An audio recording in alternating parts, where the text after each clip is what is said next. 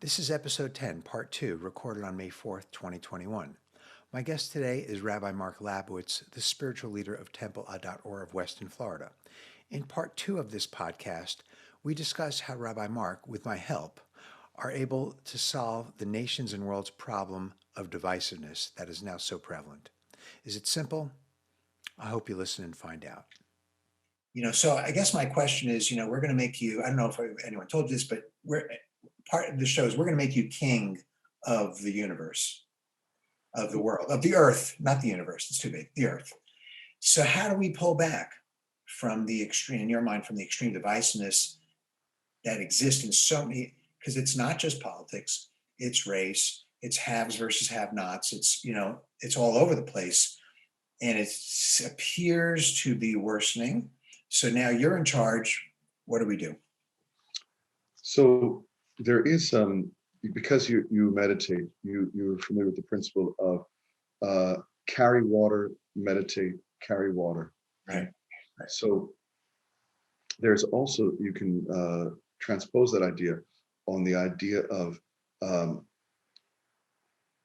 the personal, the transpersonal, and the beyond. So I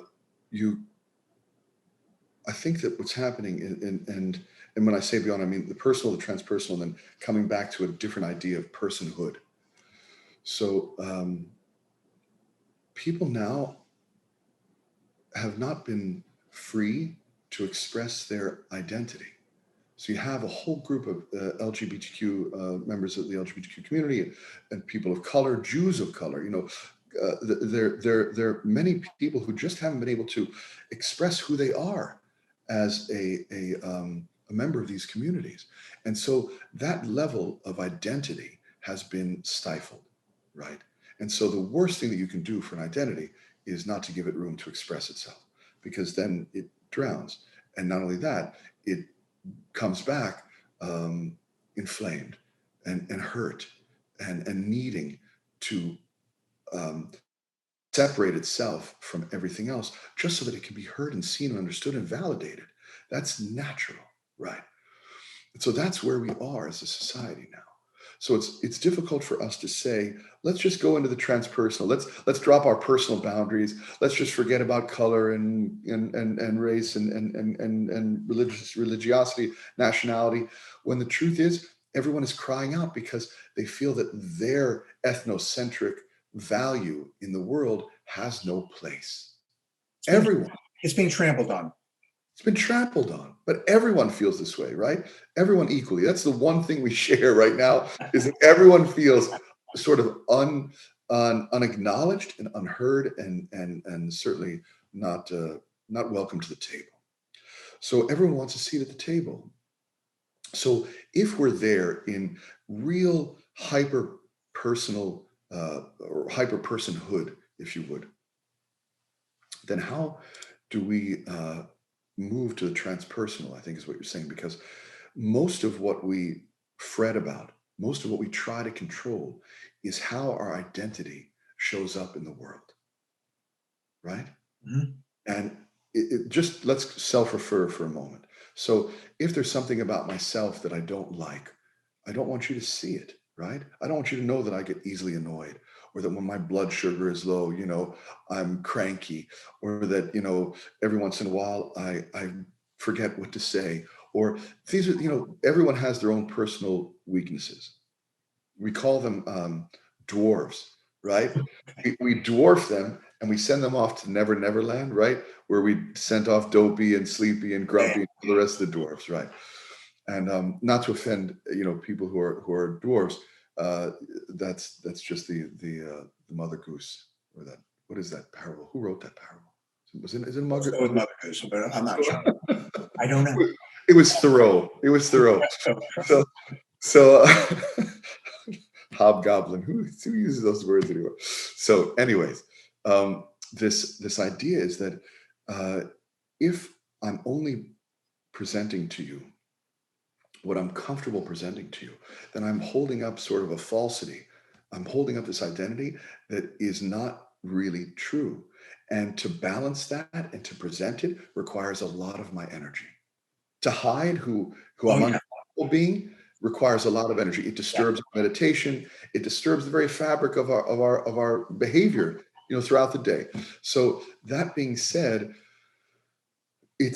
we can't even get to the place where we are transpersonal, where we move beyond identity, because we're so locked into either securing identity or defending identity.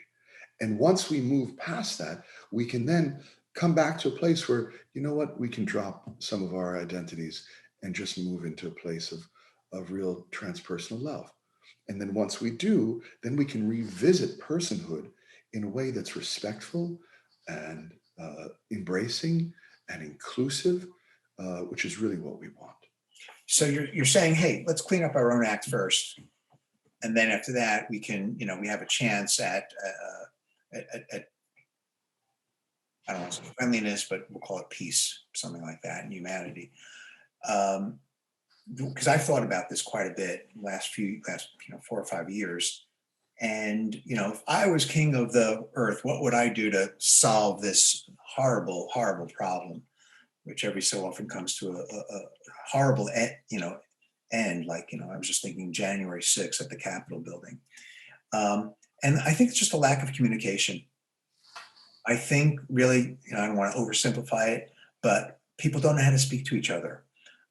We don't listen to each other's stories, and I've said this on another podcast. Yeah, I think those people should be, justice should be brought to bear where, illegalities took place.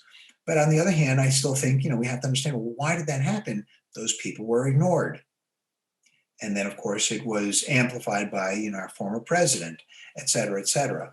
So, but they've been ignored not for 5 years, but for 10, 20, 30, 40 years, since the age of, call it the 70s or 80s, when technology boomed and the East Coast and West Coast did really, really well. But that lower class people did not. So, they're ignored and they didn't succeed, and their boats were not lifted when everyone else's boats were lifted. I read that when President Trump came into office 4 or 5 years ago, there were two communities, one community in, I believe, Massachusetts, and one community, I want to say West Virginia. One was Democratic, one was Republican, and neither was happy with the state of the country. And they contacted each other and they became like sister cities, that kind of thing. And they maintained an open line of communication, and I believe still do today. And they visited each other. And even during the worst of times, when things were inflamed, or when one side felt that they were being trampled on, et cetera, they still maintained that connection. They grew closer, they listened to each other, and they strengthened their connection. So I know it can be done.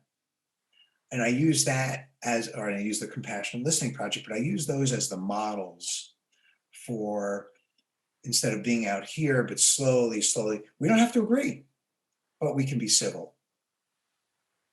That, and not only that, we don't have to agree, but we can also be friendly. We don't have to agree, but I can also like you. We don't have to agree. I can also love you, but we don't have to agree. And that's okay too. But no one's going to vote for me for king. So but I'm going to keep on spouting that mantra. You have my vote. Okay. Now it's interesting because when we did speak a few days ago, you did mention to me how, you mentioned talking to your neighbor, QAnon, and how do you prevent yourself from not getting emotionally engaged, but being able to listen? I mean, that you have to train yourself to do that in some way. There's certain techniques. Number one, you have to not have that conversation on the side of the road, while you're on your way somewhere. Right. It's better to say, can we sit down and maybe have a cup of coffee or beer or a beverage, a non-alcoholic beverage together? Probably that's better. Non-alcoholic beverage together. And, set up a time. You agree that you're going to sit for let's say an hour. And then if you could tell them, I'd really like to dialogue with you. And let's say it's not just your neighbor, but let's say someone who you're in conflict with. Let's say someone who, a neighbor who maybe you've rubbed up against them in a way that's not so friendly, and you want to make peace, right? So you say, let's sit down and agree that whatever happens, we're not going to leave that room for an hour. So the first thing is that you stay. That's number one, because it might come to screams and insults, but if you agree not to leave, that's the first step. And then you listen, as we've talked about how listening is really a key component. And then you're reflective of what you're going to say before you do, and you own what you're feeling. You're not victimizing, you're not blaming, you're just owning. This is how I feel, this is my understanding, and I'd like to know where you're coming from. And then you also talk to someone in a non-patronizing fashion, not as though you're right and they're wrong, or you know more than they do, or you're sophisticated and they are terribly coarse, but rather that you find some way to relate to each other, and some common ground. It's always nice to find some common ground where you can begin. And then this is the key. The key is welcoming disagreement. See, when someone disagrees with us, it's the message that we should turn on the motors of self-defense, right? We're defending that identity that we just spoke of. Right. Because as soon as someone disagrees with us, it's as though they're insulting us, but they're not. They simply disagree. They simply don't, all right, I believe differently than you, but doesn't mean that you're, less bright or less informed. It just means that I happen to feel comfortable in this camp. And that's all. And once you disarm disagreement, you can allow others to disagree with you, and you can invite more people to a conversation that you know are going to disagree with you, but eventually you come to a mutual understanding of each other. You might not agree, but you'll understand each other. And that is the beginning of peace and solution making.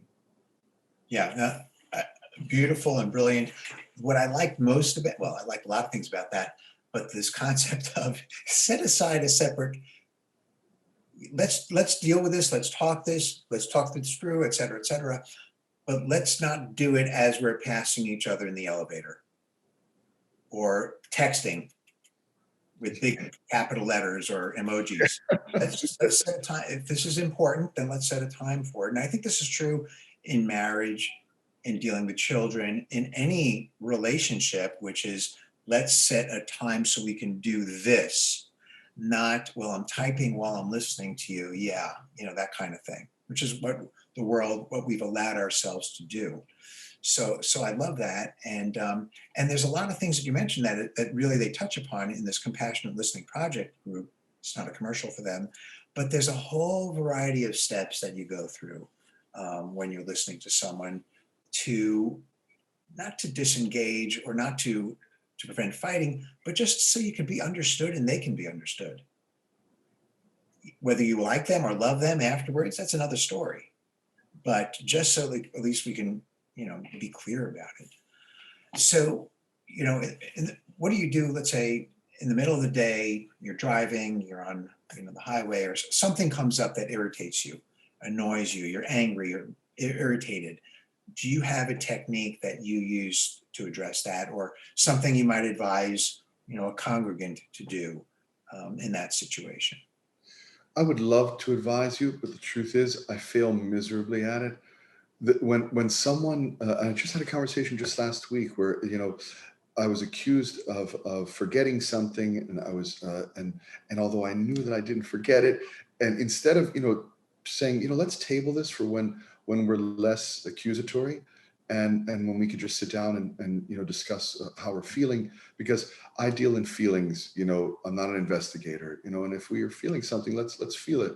Otherwise, I would have just defended myself, and I didn't. I didn't do any of that. I just sort of I was being defensive, and I was being I'm sure in some ways even disrespectful.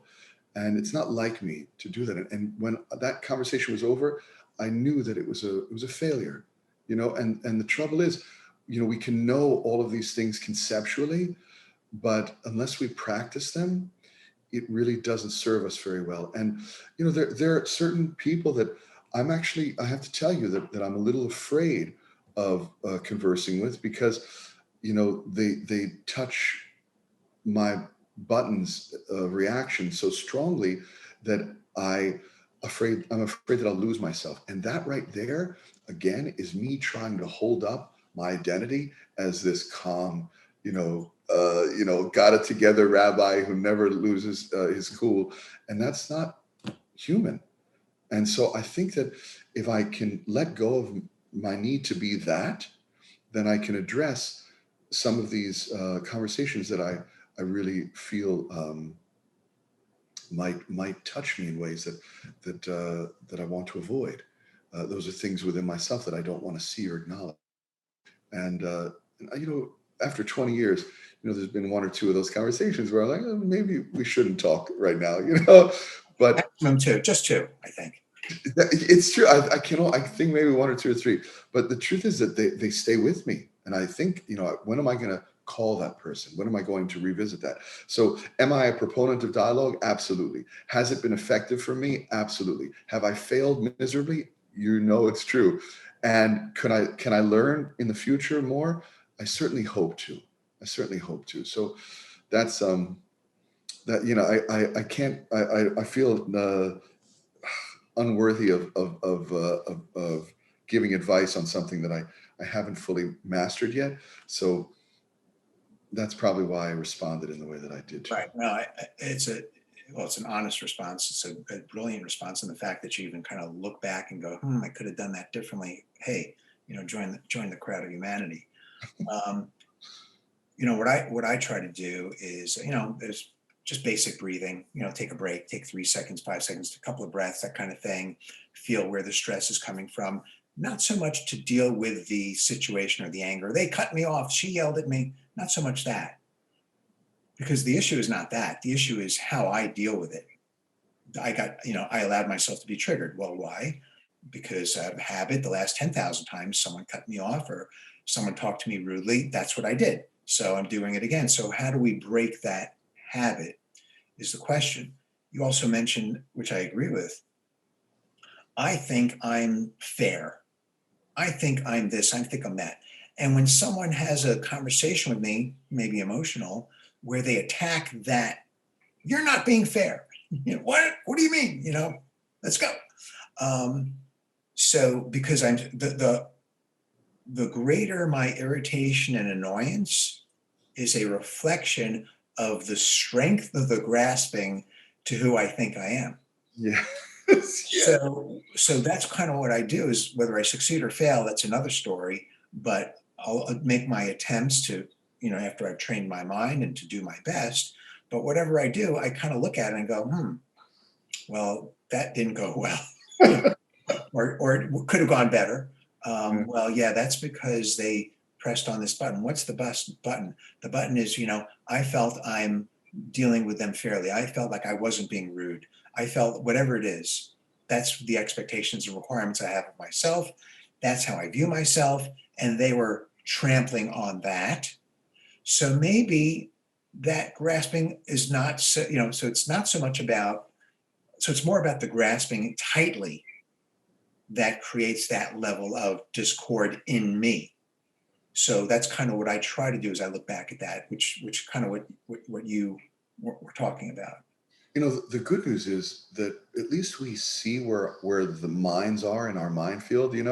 Like we're all this collection, and I'm using a word that I borrow from Michael Shapiro, a term that we're a collection of predispositions to react. I know that when someone threatens, as you say, that someone threatens your ability to be fair and just, that it's that you're going to blow up. And because it's so easily, so what we become is just like a walking hand grenade.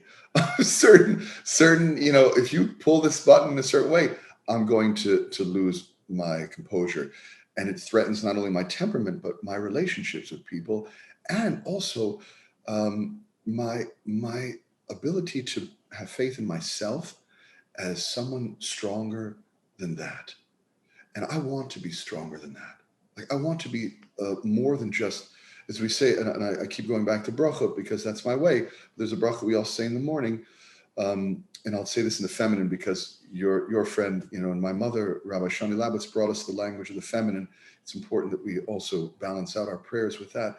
So it goes, Brucha atya Eloheinu malkat haolam, shelo asanu or shelo asani avid, that you have made us more than a slave to our predispositions. Right. Made us more than a slave to our behavioral patterns, and that I believe in my heart that I'm better than this. And will I fail? Absolutely. Yet with each failure, I'm getting closer to where the minds are in the minefield and how to disarm them. And because once I see that I have a default program, I can make a choice. When it gets to the level of where my default is going to kick in, I make a right turn, instead that day, and I grow a little bit more. So what I do, and I had to say, it's more compensatory than it is proactive.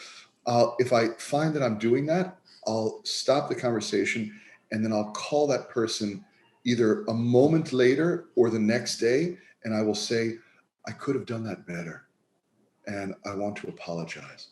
And what that does, and this is key, Mordy, for me, not that I don't want to sound too preachy, but I'm a rabbi. So, what it does for me is it reminds me how to disassociate from who I think I am in the story. And that right there, we when I no longer have to play a certain role, then I'm, as the Buddhists say, I'm free. I've touched that place of nothingness where I have no thing is attached to me there. And if I have moved back from attachments to my association in the story, then the story is free. And then it's limitless, as am I, as is the relationship that I have in that particular narrative. And that is, that's all I got there. Yeah. Beautiful, brilliant. Yeah. I mean, I'll rephrase it a little bit, but it's just so amazing is, we're going to try and release a little by calling in and saying, hey, I could have done that better. I'm so sorry. Whether it's a wife or a colleague or whatever, son, you're taking that fist that's holding on to who you think you are and slowly doing that. So that's the beauty of it. Of course, it helps the relationship, makes them feel better, and all those things are wonderful. But as Pema Chodron says, we fail and fail better. Feel better, yes. Feel better. Yeah. So yeah, I love that. Great. So last question, I think. So I think it was your great grandfather, if Rabbi Mordechai Rabinovich of Baltimore were on the show, which he's not, what would you ask him?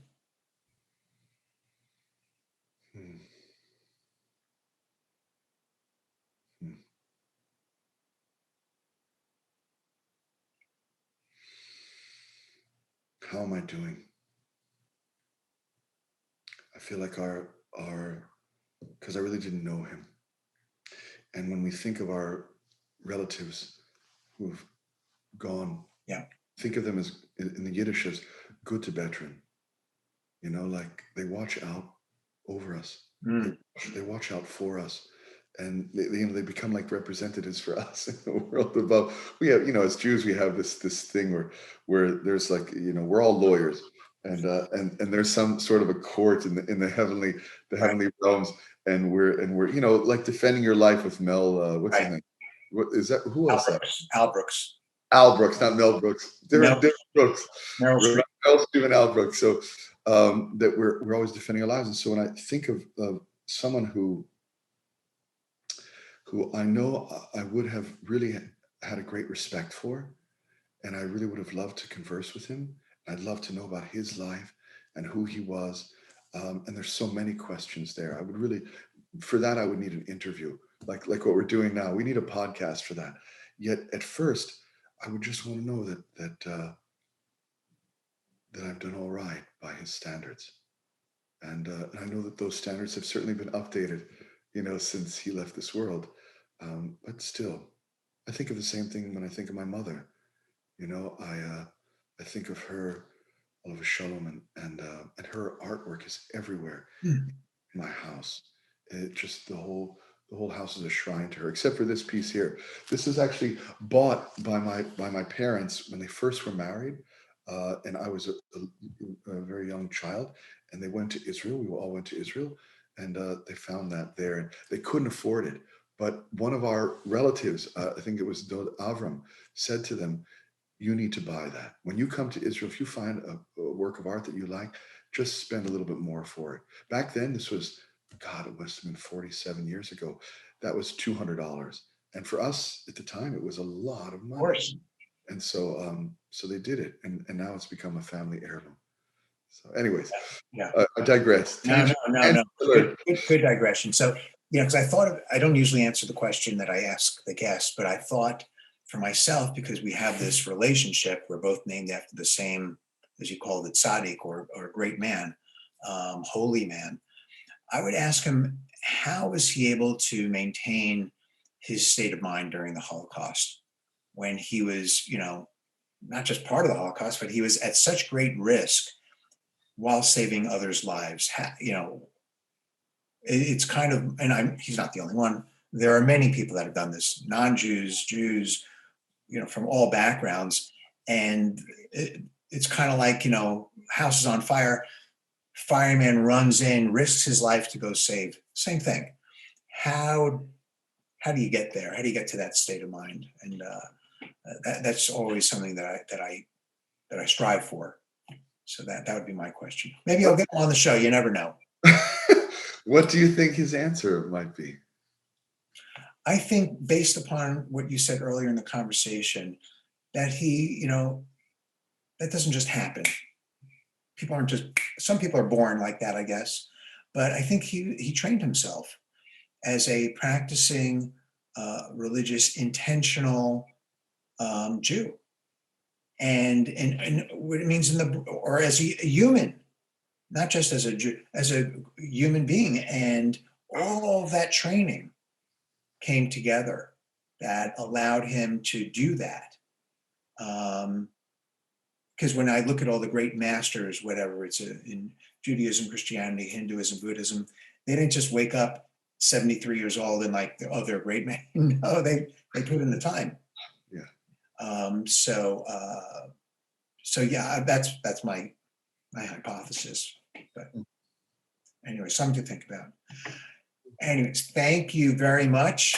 It was great seeing you again, and I'm thrilled that you were on here and you taught me quite a bit. And I hope to stay in touch with you and do it again soon. I would like that. I'd love for us to get together, sometime in the near future. What part of California are you in now? San Diego. Okay, so maybe we can. I know my brother Arik is Right. out. He's a wonderful spiritual teacher. You probably want to have him on too. Okay, we'll get him. He's in Berkeley, so possibly we can all meet together. It might be nice to get my father out there as well. Yeah. If we can convince him to do that, maybe we can meet somewhere in between the two. I'm there. I'm ready. All right, give my love to your family. Thank you. Stay hi to Paulina and the kids. Stay safe. Thank you. All right, be well. Thank you. Bye. I hope you enjoyed part 2 of our talk with Rabbi Marc Labowitz. Please like, comment, share, and subscribe to the It's Not What You Think podcast. That really helps us to continue to produce these episodes and invite other guests from around the world. If you have any questions, comments, or concerns, or would like to hear any specific guests on the podcast, please share my email, mordylevine@gmail.com, or visit mordylevine.com. Remember, it's not what you think.